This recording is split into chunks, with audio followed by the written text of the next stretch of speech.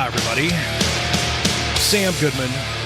Really fucking scary stories coming to you from the beautiful and the sunny and the creepy downtown Phoenix, Arizona, from the PaleHorseMedia.co studios. Before we get into our really fucking scary story of the day, head over to www.palehorsemedia.co. There's all kinds of great stuff over there. You can find my books. You can find our other podcasts, such as the Dahmer podcast and Hey Y'all with Sam Goodman. I've shared with you. I say it a bunch because I love it. Look, I wear my own merch. I know I'm that guy. Like, I just like it. I just think it's cool. We have an awesome merch shop that has stuff from all of those podcasts, and there's links to all kinds of other stuff that we do. So go over, check that out. Follow along on all things social media. If you want to find me over on the gram, over on the Instagram, you can just search Sam U Goodman. It'll come up as Sam Goodman, the Hop Nerd. You'll see it. You'll know it's me. I got all kinds of stuff from this show and all kinds of other stuff posted. Do me a favor. Go follow along with that. Slide into the DMs. Let me know what you want us to talk about in our upcoming seasons.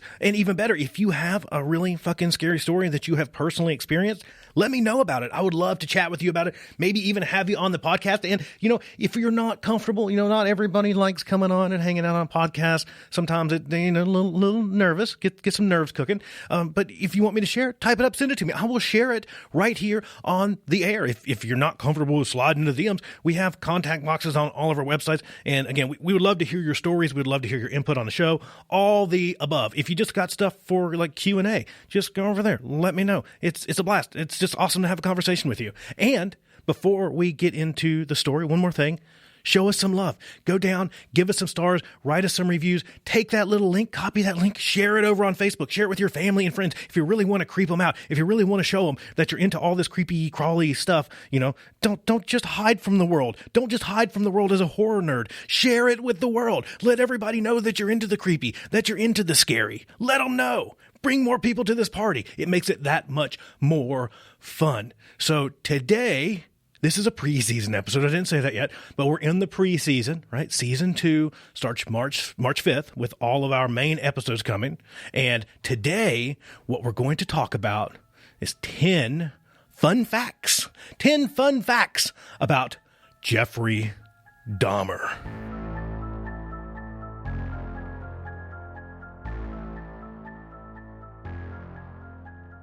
Jeffery Dahmer, who was coined the Milwaukee Cannibal, was an American serial killer and sex offender who murdered, raped, and dismembered boys between the years of 1978 and 1991. His later murders would include cannibalism and necrophilia.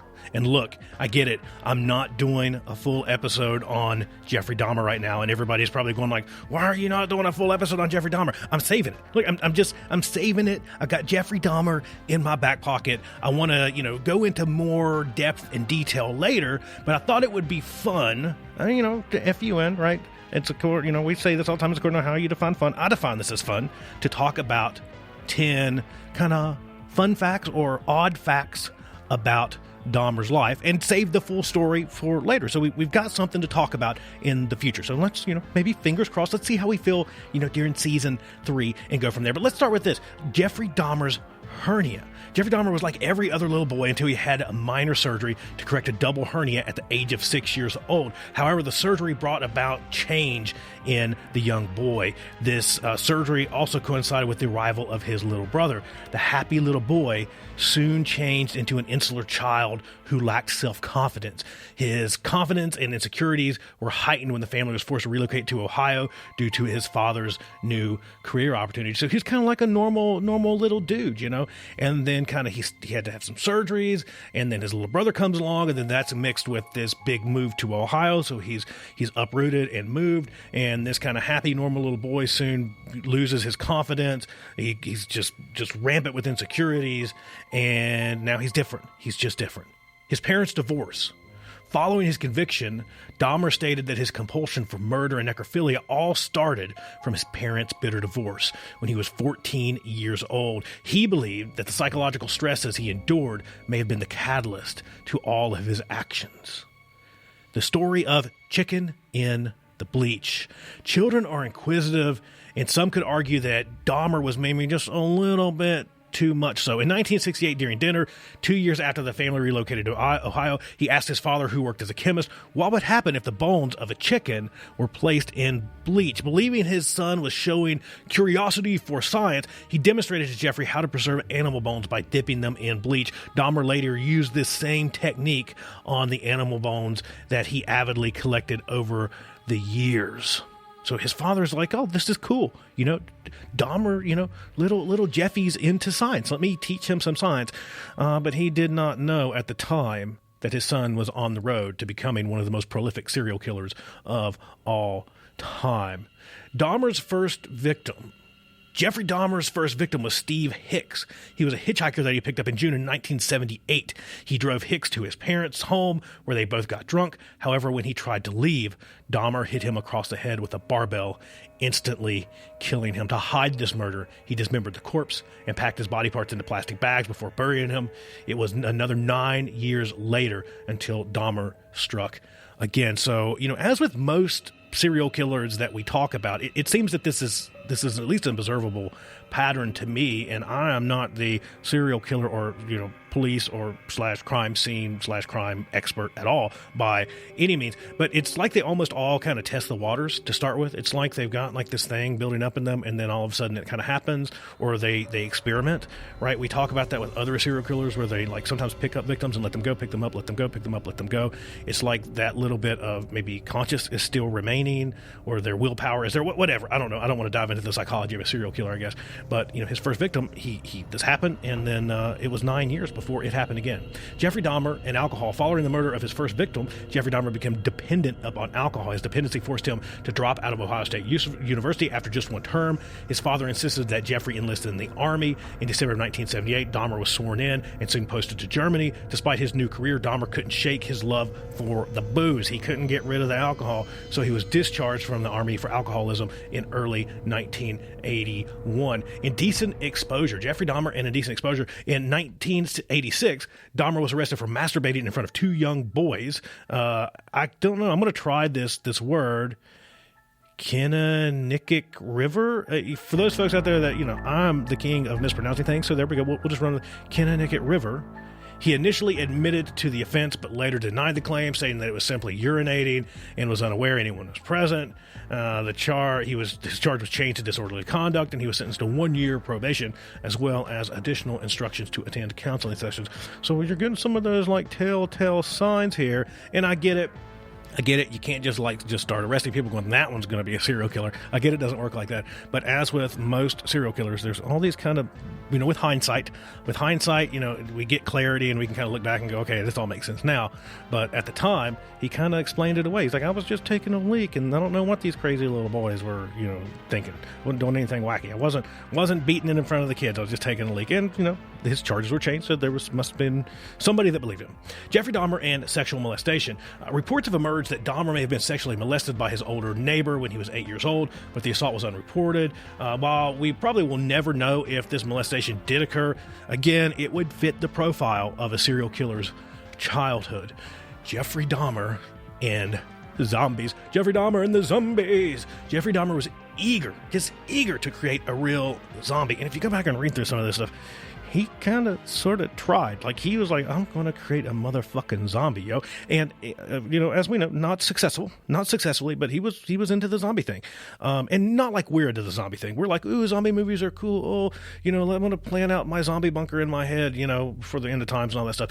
Jeffrey was more into like, ooh, zombies are cool. I want to create a zombie that like serves me and would be like my own personal zombie. So a little different, I think. But he would perform lobotomies on many of his victims. He would reportedly drill into their skull while they were still alive. And I don't know, I'm sorry, but what comes to mind is just kind of like that high speed kind of rotating scraping sound that comes from like a drill, like through wood. Like, have you ever like used like a hand drill, like a power drill, and just like drilled through something, or like a dental drill? It makes my head hurt. It makes me get cringy just thinking about it. But then after that, right? So he would not only drill through their heads while they were alive, he would then drip acid into those drilled holes. And most folks believe he was trying to make a zombie sex slave. Again, there's a difference here, right? So when you share your creepy, crawly passions, about all things morbid and macabre, like we're like, oh, zombies, how cool, I love zombie movies. Dahmer was like, oh, zombie, I can't wait to create a zombie sex slave. It's going to be amazing. So I don't know. I guess if these kind of like sex dolls would have been around now, maybe Dahmer wouldn't have been Dahmer. Who knows? He later stated that he was not a necrophiliac because all he wanted was a sex slave. He technically wanted it to be alive. Like, so he's kind of saying, like, I drilled into their head, poured acid in there, trying to create a zombie. I didn't mean to kill them. Like, I was hoping that they would stay alive, but just in more of a zombie state. Jeffrey Dahmer. Jeffrey Dahmer. There we go. That's a much kinder sounding name. Jeffrey Dahmer the cannibal. He would often eat his victims' remains. One police officer found 3 decapitated heads and a dismembered body, parts of a dismembered body in his refrigerator and freezer, which were stored in jars and preserved in liquids. Following his arrest, Dahmer admitted to cooking and eating some of his victims. He stated that he ate a little bit of heart. He had a thing for the biceps. So, yeah, sun's out, guns out. You just don't want your guns out around Dahmer. He's going to be going licking his chops, looking at your biceps, and not like in the good way. Like, I'm going to gnaw on those things. And he liked liver and more. He also once offered his neighbor a sandwich, who happily ate it out of politeness. And, look, sorry for whatever you ate, madam, sir, person. That sounds awful. And last but not least, Jeffrey Dahmer's ultimate demise, his murder. In 1992, Jeffrey Dahmer was sentenced to a total of 940 years in jail for the murder of 15 people. 3 years into his sentence, Dahmer and 2 inmates were ordered to clean the gymnasium's bathroom. So they had to clean the gym bathrooms. That sounds like gym bathrooms are nasty anyways, usually. The gym I go to is pretty great, though. I don't want to like brag here, but like I found a super awesome gym that like doesn't smell like socks and butt everywhere you go. It's pretty epic.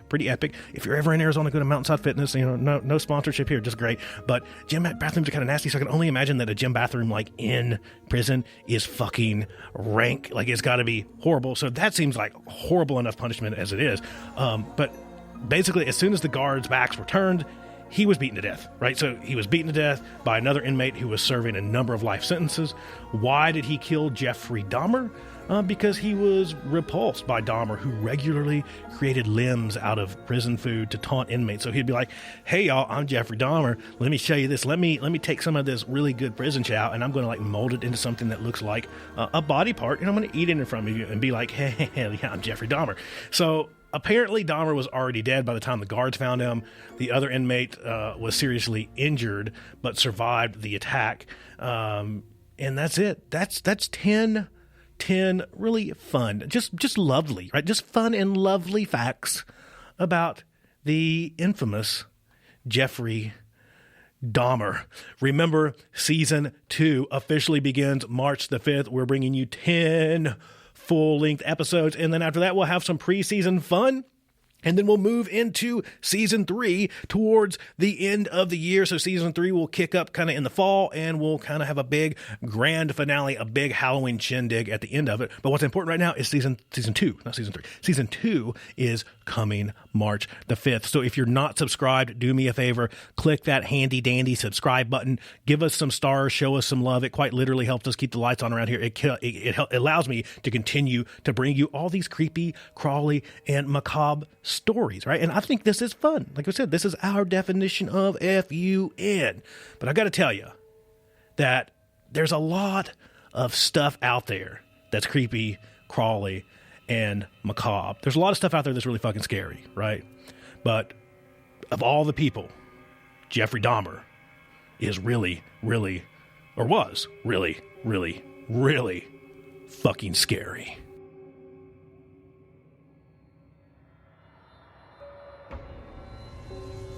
Have you had a really fucking scary experience? Have you seen a ghost? Have you been on a macabre adventure? Would you like to share it on air? Would you like for us to tell that story? Or you just have something horrid that you would like for us to talk about? Head over to pellhorsemediaco.com. Use the contact form to let us know all about it. Make sure that you subscribe. New episodes come out every single Friday. We look forward to continuing this